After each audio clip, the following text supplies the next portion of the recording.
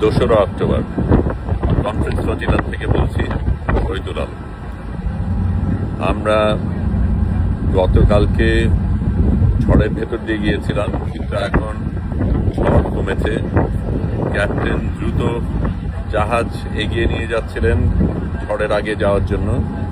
আমরা সুমুদ ফতিরার শেষ অংশে, এর আগের ফ্লোটিলাগুলি ইতিমধ্যেই গাজার কাছে চলে গেছে। সামনে যেগুলি ছিল সেগুলিকে গত রাতে ইসরায়েলি হানাদাররা আক্রমণ করেছিল, কিন্তু আমরা এখনো সেই জায়গায় পৌঁছাইনি।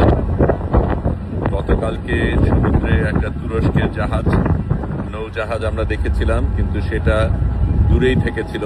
আজকে কারা আছে আমরা জানি না, কিন্তু আমরা ক্রমশ কাছে যাচ্ছি। আমরা অবশ্যই সেখানে পৌঁছাবো এবং ইসরায়েলের আক্রমণের কারণে আমরা কোনোভাবেই পেছনে যাব না। এখনো সমুদ্র উত্তপ্ত, এখনো ঝড়ের আশঙ্কা রয়েছে। বিদ্যুৎ থেমে গেছে, বৃষ্টিও সকালে থেমে গেছে, কিন্তু আমরা আমাদের মতন চলছি। শহীদুল আলম বলছি, গাজার পথে।